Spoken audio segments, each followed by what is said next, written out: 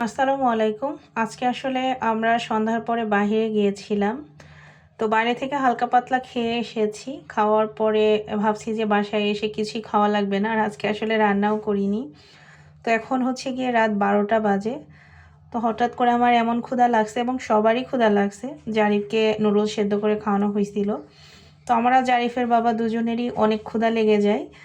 তো বাসায় আসলে তেমন কোনো সবজিও নাই, তাই আলু দিয়ে একটা খিচুড়ি রান্না করতেছি। আর খিচুড়ির সাথে আসলে তেমন কিছু এখন করতেও পারবো না, যেহেতু অনেক রাত হয়ে গিয়েছে। মাংস করতে পারলে ভালো হইতো। তো ডিম আছে যেহেতু, তো ডিম ভাজি করব আর টমেটো সালাদ করব। তো এখন হচ্ছে গিয়ে আমি এই যে খিচুড়িটা মাখাচ্ছি, মাখায়ে প্রেসারে বসিয়ে দিব যাতে তাড়াতাড়ি হয়ে যায় আর কি। আর আমরা আমাদের এলাকায় খিচুড়িটা ভুনা করেও রান্না করি, আবার এরকম ঝটপট মাখিয়েও রান্না করি।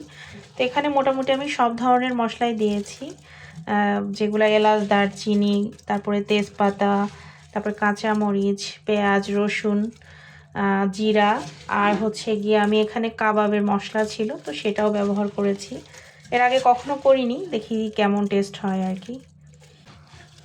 আর এখানে আজকে খিচুড়িটা আমি একটু নরম নরম করে রান্না করব, তাই পানির পরিমাণটা একটু বাড়িয়ে দিব।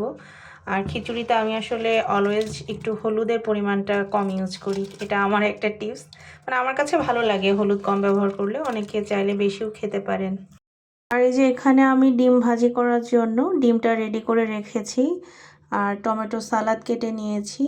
আর আজকের খিচুড়িটা আমি হচ্ছে গিয়ে পোলাওয়ের চাল আর নর্মাল চাল দিয়ে রান্না করেছি, সাথে 2 ধরনের ডাল দিয়েছি।